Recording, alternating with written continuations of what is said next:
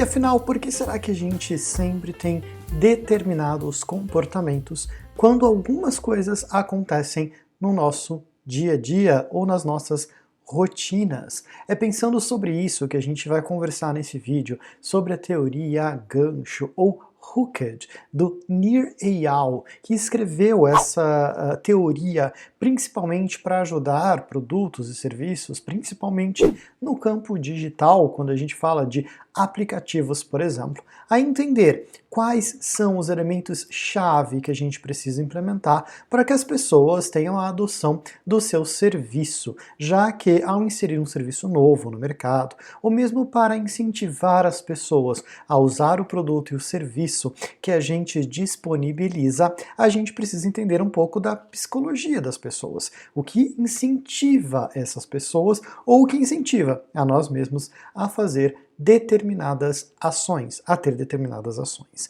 E é interessante pensar sobre a teoria do Nir, porque quando a gente vai falar que isso reflete inclusive em outros aspectos da nossa vida e ajuda a gente a entender até por que a gente tem ações fora do mundo digital ou fora dos produtos e serviços em si.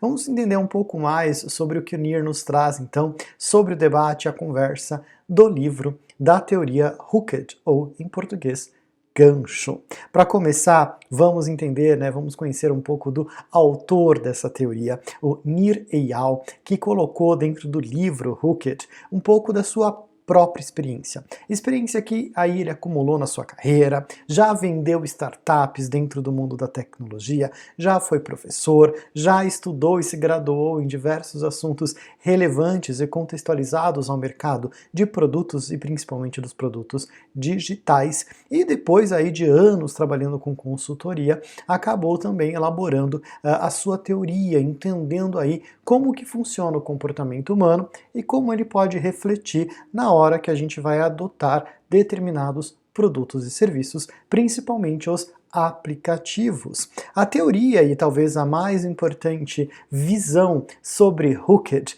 está dentro do nosso infinito, do 8 deitado, que representa o nosso infinito, ações que acabam se alimentando e levando a gente a repetir todo o processo. Dentro do infinito do Hooked, nós vamos encontrar quatro pontos chaves, quatro pontos importantes para a gente trabalhar. Então o primeiro deles é entender que existe sempre um gatilho, algo que vai disparar determinado comportamento em nós, todos nós, seres humanos. Do gatilho, a gente parte para a ação, que é um gatilho, acontece, dispara algo que a gente vai fazer a partir desta influência ou desse estímulo do gatilho. Quando a gente faz, então, a ação, a gente espera uma recompensa. O que é a recompensa? É a cura, ou o benefício, ou aquilo que eu procuro para aliviar determinada dor, por exemplo, que foi disparada por um gatilho. No momento da recompensa, há também o espaço que a gente tem para colocar o investimento, que são pequenas ações no determinado momento da recompensa para que eu consiga ou que eu acabe retornando àquela solução, aquele aplicativo ou aquela determinada ação que eu vou fazer. Nós vamos entender um pouco mais no detalhe cada um desses quatro aspectos, muito importante quando a gente fala da adoção de novos comportamentos ou a adoção de um novo produto ou serviço. Vamos começar falando então do gatilho. O que é o gatilho? Então os gatilhos, eles podem ser qualquer coisa que dispare em nós a vontade de fazer ou a necessidade de fazer alguma coisa. Esses gatilhos, eles podem ser internos ou gatilhos externos. Os gatilhos externos é tudo aquilo que são estímulos que aparecem para nós por algum agente além de nós mesmos. Então, por exemplo, uma notificação no nosso celular convidando a gente a entrar naquele aplicativo, a ver uma nova mensagem ou uma curtida em alguma coisa que a gente postou. Esses são gatilhos externos, eles aparecem para nós e estão nos estimulando a ter uma ação. Essa ação pode ser abrir o aplicativo, ler a mensagem, ver o que está acontecendo ali naquele produto ou serviço digital. Então estes são os gatilhos externos, são aqueles que são criados artificialmente, que buscam nos influenciar a agir de determinada forma ou tomar uma determinada ação. Existem também os gatilhos que são internos, são as coisas que naturalmente acontecem com a gente e que nos influenciam a ter determinadas atitudes. Por exemplo, um sentimento, uma sensação. Eu estou me sentindo triste. A tristeza pode ser um gatilho interno para que eu faça alguma coisa. Eu posso, por exemplo, estou me sentindo aqui triste, vou ver uma série, vou ver algo que vai me fazer rir para que eu possa aliviar essa dor, ou eu vou ouvir uma música, vou procurar uma música, porque a música vai me ajudar a vivenciar essa dor de uma maneira que para mim é mais interessante, mais prazerosa ou um pouco mais fácil de lidar. Este é um outro exemplo de gatilho interno, são as coisas que naturalmente estão conosco e que nos influenciam então a tomar determinadas ações, a seguir para determinadas ações. Então é importante lembrar que dentro do comportamento do nosso dia a dia, o gatilho está o tempo todo, vários gatilhos acontecem para a gente o tempo todo. Pode ser um pensamento que a gente teve, um sentimento que veio à tona, um e-mail que chegou na nossa caixa de mensagens, uma notificação no celular, são vários gatilhos que estão o tempo todo aparecendo para nós. Agora mesmo deve ter aparecido aí um som para vocês de um gatilho, que é um som, um sinal sonoro de que eu acabei de receber um e-mail aqui no meu computador. Isso também é um gatilho, este é um gatilho externo. Neste momento eu posso, por exemplo, abrir para ver qual é a mensagem, olhar qual é o e-mail, eu posso ignorar e falar depois eu vejo, mas eu recebi um gatilho externo de um software ali de e-mails me dizendo, olha, chegou uma mensagem para você. Mas como eu falei, esse gatilho também pode ser por questões internas que a gente vai explorar. Então a questão é, o gatilho vai então me trazer ali a necessidade de uma ação. E o que é a ação então num segundo momento, né? A ação é aquilo que eu vou fazer para lidar com o que foi o gatilho. O gatilho me trouxe alguma coisa, uma curiosidade, quem será que me mandou e-mail? Né? Qual que é a mensagem? O que será que tem neste e-mail? São questões ali que eu preciso resolver. E a ação é o que vai me ajudar a resolver isso. A gente tem alguns exemplos de ações, de grupo de ações que a gente faz quando os gatilhos aparecem no nosso dia a dia. Por exemplo, são 3 fatores. O primeiro fator que a gente tem é, a gente faz algo para evitar dor ou ter prazer. Este, aliás, é um dos cernes do nosso comportamento. Nós, enquanto humanos, enquanto espécies, enquanto bicho, enquanto animal, enfim, estamos constantemente procurando uma maneira da gente evitar a dor ou de ter prazer. Então, um gatilho vai disparar uma ação que eu vou pensar se essa ação aí vai me ajudar a ter prazer ou reduzir alguma dor que eu estou sentindo. Lembrando que prazeres e dores existem vários grupos que a gente pode entender, né? O prazer e a dor tem várias nuances quando a gente fala sobre isso. Uma curiosidade, ela pode ser inclusive uma dor de repente. Uma dor do que será que está acontecendo, uma ansiedade do será que isso pode ser bom ou será que isto é ruim, por exemplo. Então, quando a gente fala de ter prazer ou de evitar a dor, isso pode ter muitas nuances. É importante a gente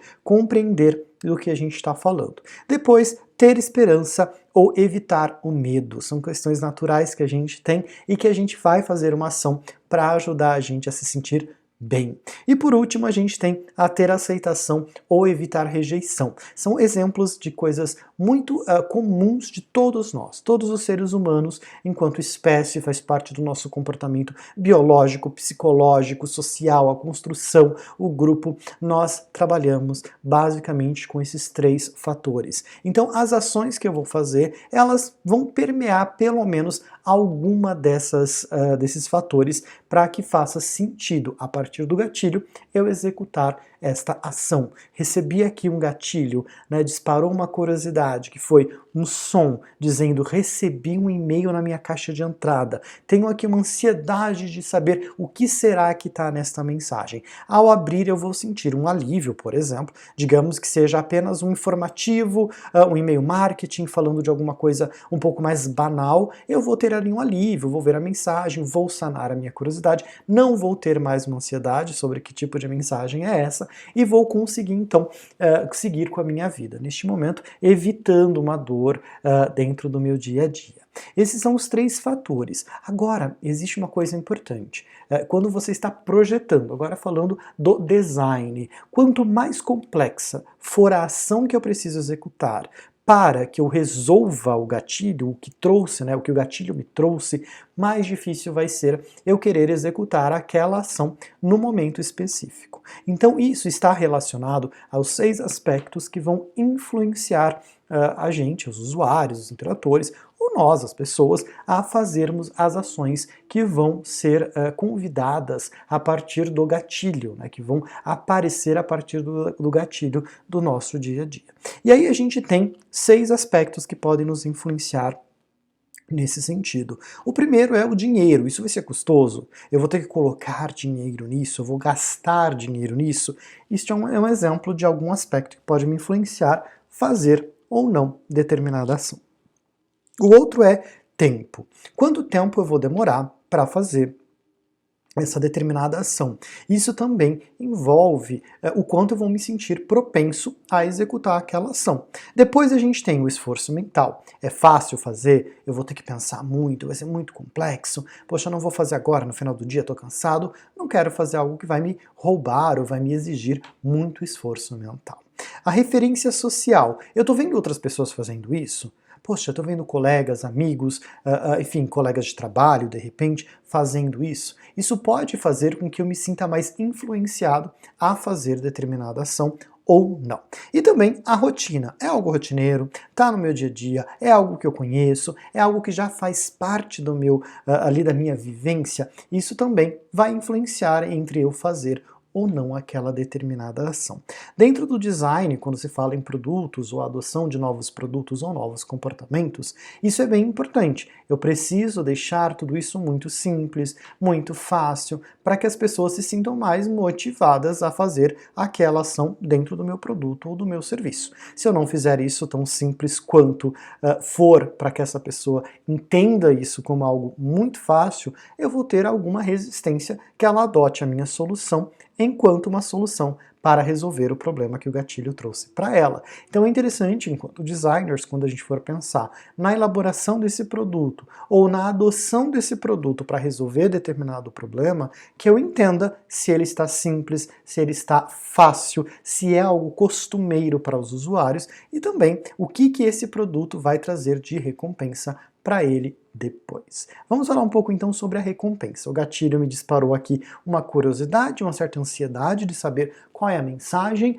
A minha ação simples é clicar apenas em um botão, clicar apenas ali no ícone, por exemplo, do serviço, do software, né, que vai ler o e-mail, e ele vai abrir o e-mail para mim. E nós vamos falar então sobre as recompensas. A gente tem algumas recompensas, né? A recompensa é aquilo que vai me trazer um benefício, que vai trazer o bem-estar e a resolução ou não do problema que está diante de mim.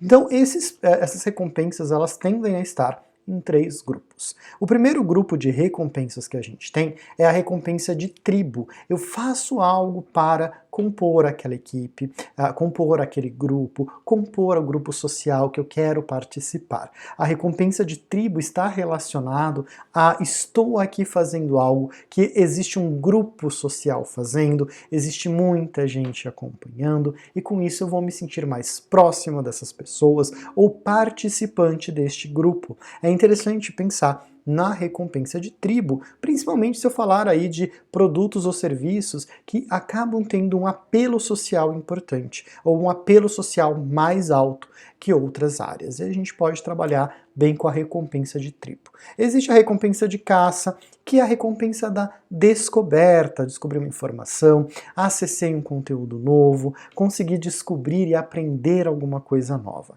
A caça está relacionada a esse momento de eureka, de descoberta e de achar alguma coisa nova no meu dia a dia, no meu contexto, ali onde a gente está vivenciando. E a gente também tem a recompensa da autorrealização, né, que é quando eu consigo ver que eu superei algo em mim, que eu consegui transportar ou na verdade, transpor ali uma necessidade, uma barreira, um obstáculo que eu tinha e alcançar um outro nível. Quando a gente fala da autorrealização, ela está muito relacionada a como eu me vejo, como eu me relaciono e como eu estou dentro do universo, dentro da minha própria percepção.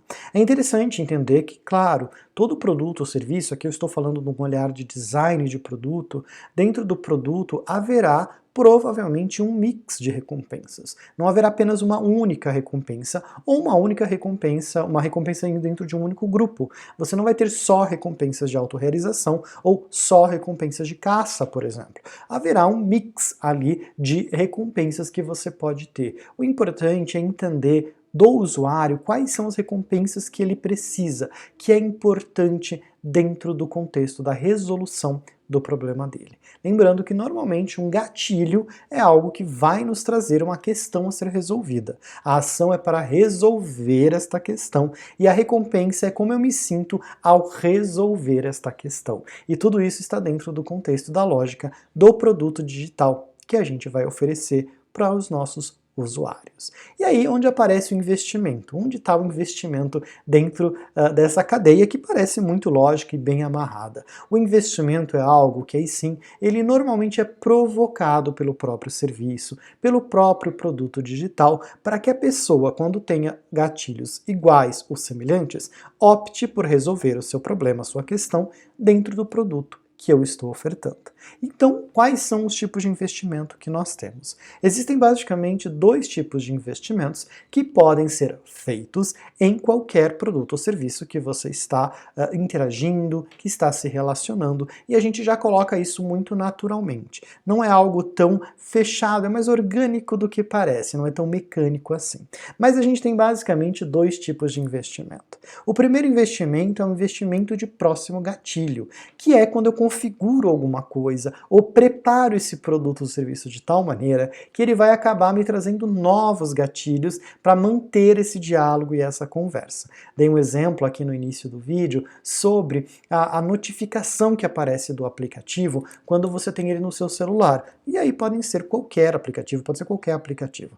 A gente fala de um aplicativo de fotos, de imagens, de vídeo, ali para você ver, para você rir, para você se divertir, para você se distrair ou aprender coisas novas. Esses vários aplicativos pedem normalmente que a gente ative as notificações, que é basicamente novos gatilhos para você voltar para a solução. Então, poxa, ative um gatilho quando comentar na sua foto, ative o gatilho quando a pessoa que você segue, que você gosta, postar algo novo. Tudo isso são gatilhos de próximo, aliás, são investimentos de próximo gatilho, para que você possa então ser convidado a viver de novo aquela experiência. E aqui um ponto interessante, até meio filosófico que a gente for pensar, existem gatilhos muito naturais que estão no nosso dia a dia, são gatilhos que a gente tem dentro da nossa própria vivência biológica. Um exemplo, eu sinto fome, fome pode ser um gatilho, e eu vou disparar uma ação que pode ser procurar um restaurante que eu gosto, o importante é que eu vou comer, e eu vou então ter a saciedade da minha fome. Isso é uma coisa muito natural nossa, a gente sente fome, a gente sente sede, então a gente vai ter ações para resolver esses problemas. Por outro lado, existem gatilhos que são muito contemporâneos, no nosso tempo, e que não são tão naturais aqui, que é, por exemplo, um gatilho de saber quando alguém curtiu uma foto minha para eu ir lá ver quem foi, ou qual foi o comentário que fizeram numa postagem que eu fiz. Esses são gatilhos menos naturais, talvez estão sim inseridos no nosso dia a dia, no que a gente faz, mas são menos naturais do que o primeiro, que é mais biológico.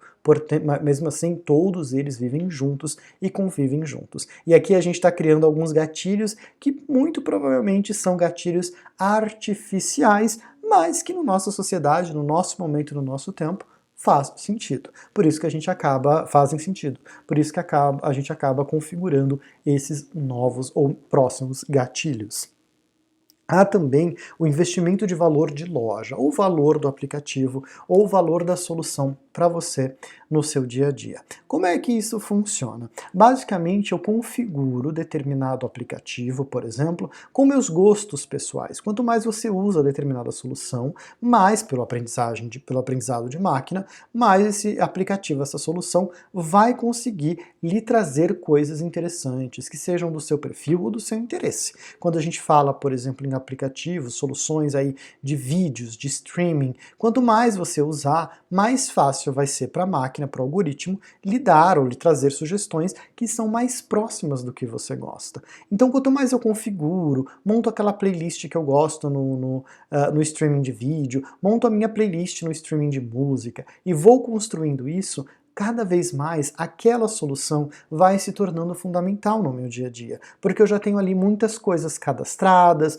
muitas coisas organizadas, eu já tenho setado ali as coisas que eu gosto, o que eu não gosto, e eu fico pensando, se eu tiver que sair deste produto para um outro, eu vou ter que fazer tudo isso de novo, eu vou ter que configurar tudo de novo, vai ser um trabalho muito maior. Entra naqueles aspectos que a gente falou de influência, dá muito trabalho, muito esforço para eu fazer tudo isso em outro lugar. Então, quanto mais eu for configurando aquela solução para os meus gostos, para as minhas preferências, para aquilo que me vai fazer, inclusive, ser mais fácil achar o que eu quero, mais fiel eu vou ser àquela solução, menos propenso eu vou ser de trocar aquela solução por outra. Então, muitos serviços digitais se utilizam dessas configurações que acontecem gradativamente para elas se tornarem cada vez mais a preferência ou a escolha número 1 dos seus usuários, para que eles se tornem fiéis não só pela qualidade do serviço, mas por todo o investimento que foi feito naquela plataforma, naquela configuração.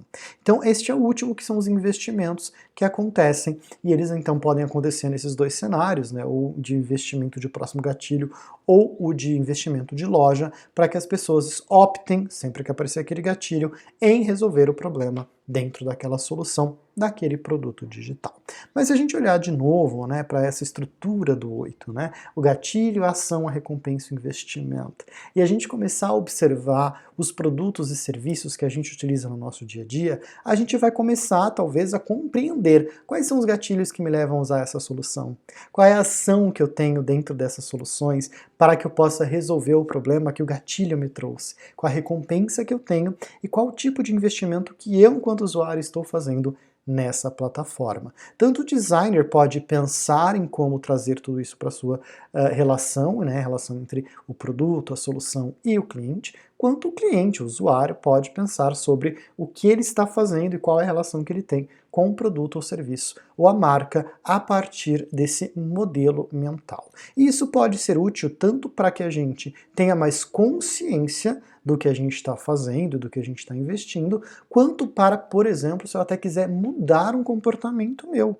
E esse comportamento pode ser uma relação direta com o produto ou serviço, ou pode ser um comportamento que eu mesmo não quero, alguma coisa que eu quero mudar no meu dia a dia, eu faço algo que eu não acho tão saudável, eu quero mudar o meu comportamento para algo que eu considero mais saudável para mim mesmo. Como que eu posso começar a fazer isso? Uma boa dica é usar, inclusive, este framework, essa estrutura, para que a gente consiga compreender. É interessante pensar, por exemplo, qual é o gatilho que me leva a ter essa ação que eu não estou tão satisfeito? Qual que é esse gatilho? O que me dispara a querer fazer isso? Quando eu faço isso, qual é o tipo de recompensa que eu estou tendo para que isso aconteça? Será que, além da recompensa, eu mesmo estou colocando ali mais artifícios para eu voltar para essa ação, para esse produto, para esse serviço ou para esse comportamento que eu não quero e que é nocivo? Então eu posso querer mudar isso. Eu posso entender e, quando disparar o gatilho, escolher conscientemente uma outra ação, até isso se tornar um pouco mais instintivo, orgânico, natural, automático. Eu não preciso mais pensar, naturalmente meu cérebro vai falar, poxa, toda vez que surgir o gatilho A, eu vou fazer a ação D e não a B.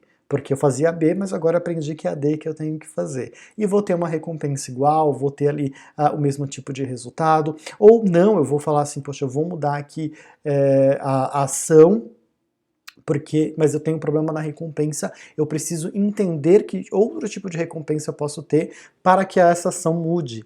Então não basta só eu mudar a ação, eu preciso entender qual é o grau de recompensa que eu tenho nas novas ações. Porque talvez a nova ação não traga a mesma recompensa ou o mesmo grau de recompensa para aquilo que eu quero, para aquele gatilho, para aquela dor que surgiu na minha vida, no meu dia a dia. E isso vai acabar tornando mais difícil eu mudar um comportamento ou uma ação. Se a recompensa for menor, se o esforço for maior, o meu cérebro vai naturalmente escolher o caminho mais curto para ter o maior prazer, ou para evitar a maior dor. Se eu consigo compreender essas mecânicas, eu consigo ali lidar um pouco melhor com as minhas escolhas e ir mudando aquilo que eu quero no meu dia a dia. Isso pode ser, por exemplo, para hábitos mais saudáveis, praticar exercício físico, parar de comer algo que não faz bem, parar de ter um comportamento de bebida alcoólica, de fumo, de qualquer coisa que a gente acha que não é saudável para nós. Se a gente acha que é saudável e está bem com isso, não tem problema. Aqui só estou trazendo uma provocação de olhar um framework, uma estrutura de trabalho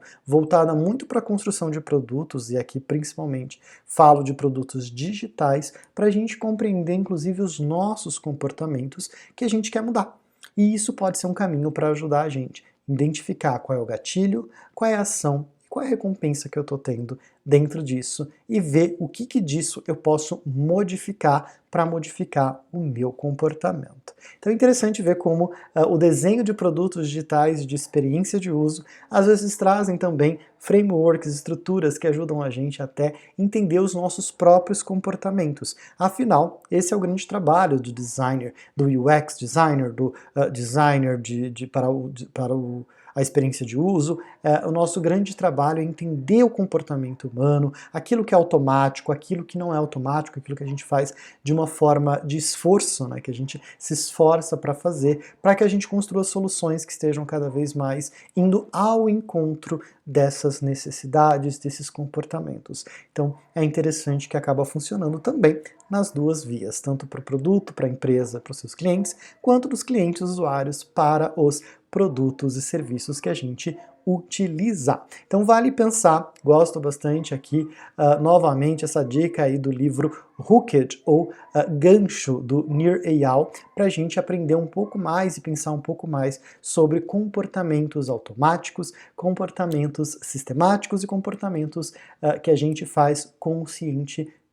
Vale muito pensar sobre isso. Quem me acompanhou até aqui, novamente, meu muito obrigado, como sempre em todo vídeo. Agradeço quem me acompanhou até aqui. Quem quiser, achou relevante, curta, se inscreva, compartilhe, comente, enfim, vamos continuar sempre pensando, refletindo. Eu gosto de trazer essas reflexões aqui para essa conversa, para esses vários vídeos, para a gente aprender cada vez mais sobre o design e talvez, por consequência, cada vez mais sobre a natureza humana. Muito obrigado e a gente se vê no próximo vídeo.